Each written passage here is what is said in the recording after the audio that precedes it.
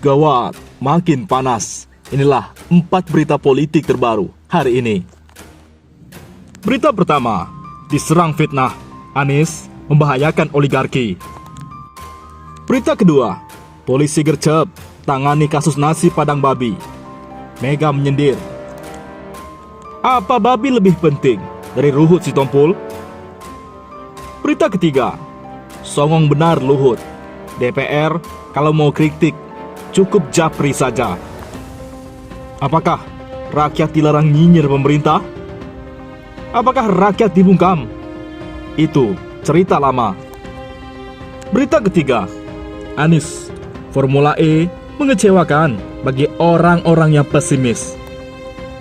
Berita pertama, diserang fitnah, Anies membahayakan oligarki. Keterlaluan, kerja buzzer sudah keterlaluan. Tak peduli etika, membuang moral, tak takut dosa. Setiap hari bikin konten untuk menebar fitnah. Terus lakukan framing buruk atas Anies Baswedan. Mereka dibayar memang untuk kerja ini. Ini bukan soal Anies, tapi ini soal moral dan etika publik. Etika politik yang sudah benar-benar dirusak dengan tontonan yang melampaui batas wajar. Kasihan rakyat, setiap hari mendapat suguhan fitnah. Pagi, siang, sore hingga petang, medsos dibanjiri kampanye hitam. Tanpa menyadari, banyak juga yang terpengaruh, termasuk Anda. Ruang publik berantakan, logika dan akhlak rakyat terus-menerus dirusak oleh segelintir orang yang hanya tahu soal proyek buzzer. Makin menyedihkan bangsa ini. Kasat mata dan terang benderang. Ada upaya sistemik untuk halangi Anies nyapres. Publik sadar ini. Caranya, pertama, ganjal Anies melalui partai-partai. Bagaimana caranya partai-partai tidak mencalonkan Anies? Salah satunya, munculnya KIB, Koalisi Indonesia Bersatu. Ini dibaca publik sebagai manuver kasar untuk ganjal Anies nyapres. Bagi P3 dan PAN, mana mungkin mereka tidak dukung Anies? Para kader di bawah dan konstituennya meminta partainya mengusung Anies, bukan yang lain. Mereka sadar, jika tidak ikuti aspirasi konstituen, suara partai akan habis. Pertanyaannya, mengapa mereka bikin KIB? Diduga kuat, ada pihak yang menekan. Kasihan dua partai ini, seperti akan dijadikan tumbal untuk sebuah arogansi.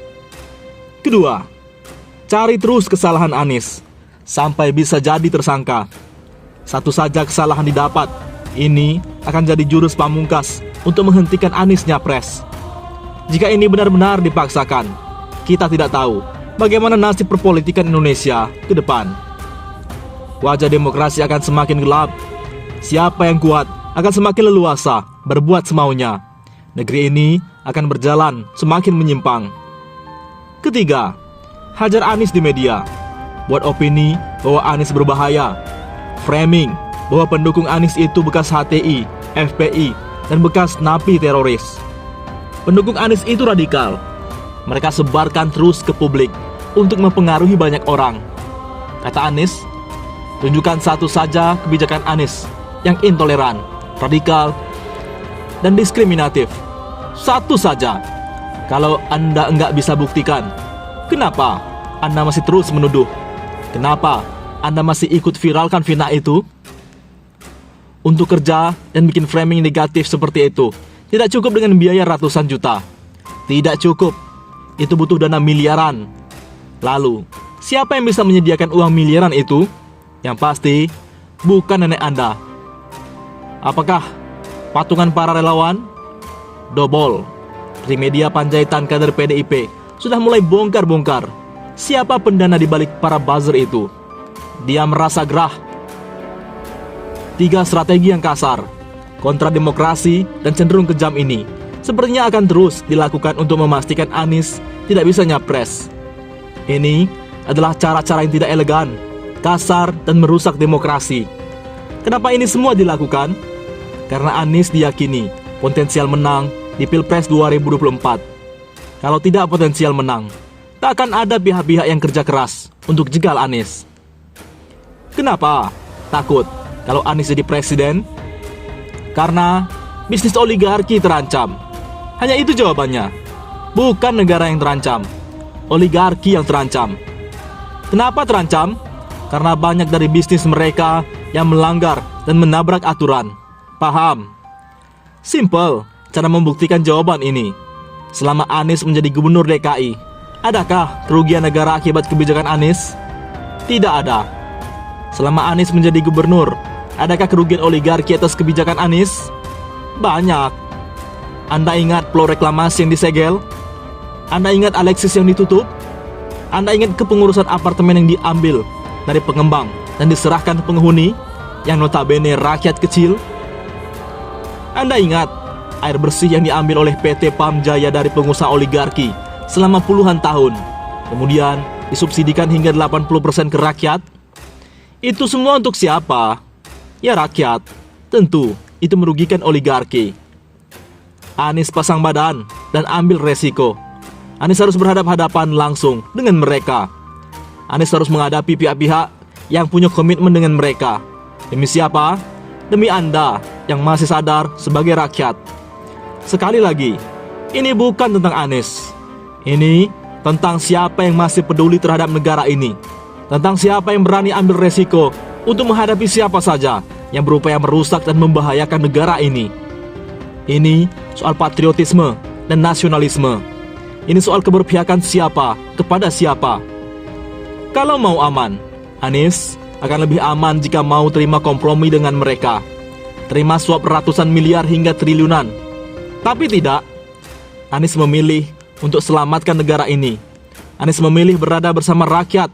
Akibatnya, dia harus ambil semua resiko ini sendirian. Dengan fakta ini, Anda masih mau bilang Anies membahayakan negara? Kalau begitu, Anda perlu ke psikiater. Berita kedua, songong benar Luhut. DPR kalau mau kritik cukup japri. Rakyat dilarang nyinyir pemerintah. Rakyat dibungkam.